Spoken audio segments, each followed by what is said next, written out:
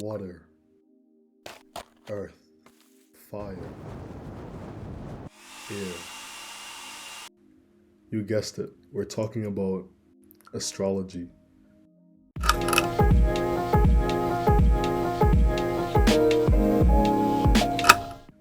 Now, I'm not an expert in astrology, but then again, no one really is, and I'm also not trying to ridicule it.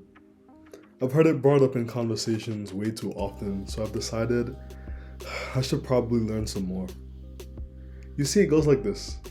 Have you ever been walking along a beautiful trail at night as a cool summer's breeze hits your skin and it tingles, and you have a smile on your face because it's one of those rare times where you feel at peace? But after you begin to smile, you start to think about your enjoyment and it ruins the moment. But nevertheless, you're still having a good time. Yeah. Then you look up into the sky, watch the stars twinkle, and you think to yourself, how can I make this about me? And that's where astrology comes in.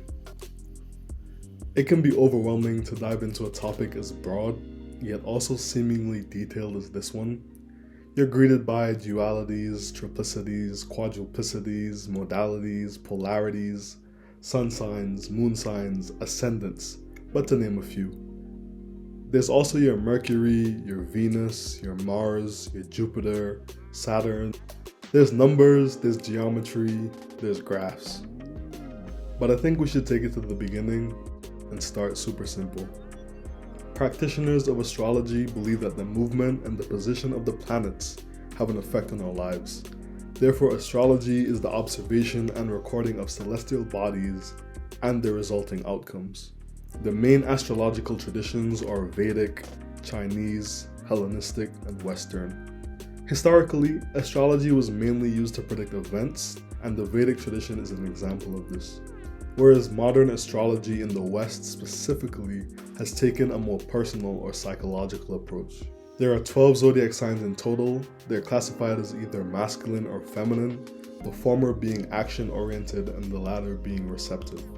But for simplicity, I'll instead refer to them as assertive or passive. The assertive signs include Aries, Gemini, Leo, Libra, Sagittarius, and Aquarius. The passive signs are Taurus, Cancer, Virgo, Scorpio, Capricorn, and Pisces.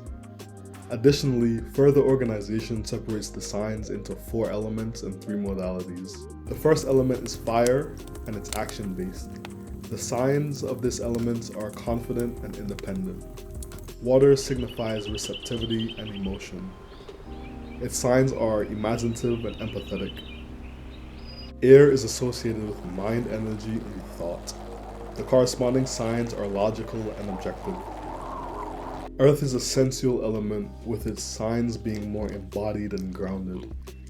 The cardinal modality is reflective of the sign's affinity to be pioneering and enjoying starting new things. The cardinals pick the direction. The fixed modality indicates a love for continuity and an aversion to changes. They prefer stability. The mutable modality are versatile and adaptable, but they're often easily distracted. Flexibility is their favorite. Your personality is determined by 3 main factors: your sun, moon, and rising sign. The rising is the impression that you make on others.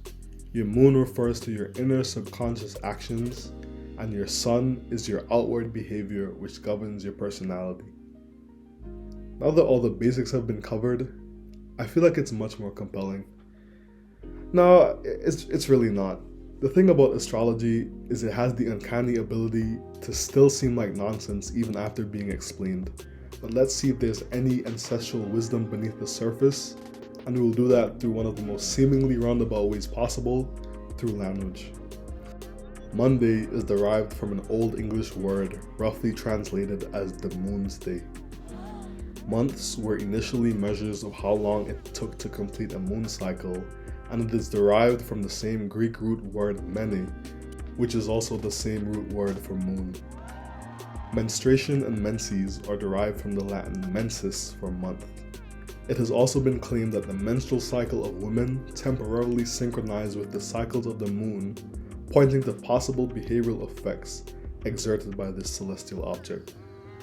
It could be that there's a sliver of relevance to astrology and they're not all lunatics. Even the word lunatic stems from the Latin luna for moon. It was termed because there was a belief that the periodic insanity was dependent on the phases of the moon. The word money also takes its root from the Latin word, no, it's a joke. But seriously, there's a good amount of words tying in celestial objects, and maybe it's worth a thought. The last two examples kind of illustrate historic conjecture tying in human behavior to the moon.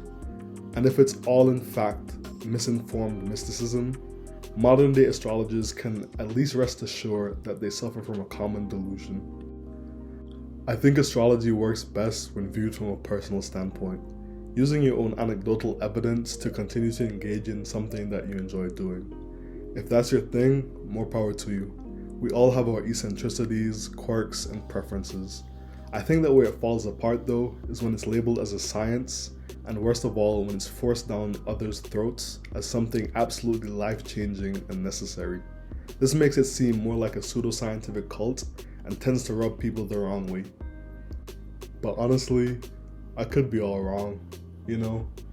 It might chalk up to the fact that I'm a Libra, so I came up with this whole semi-takedown of astrology because that's just typical of my air sign nature.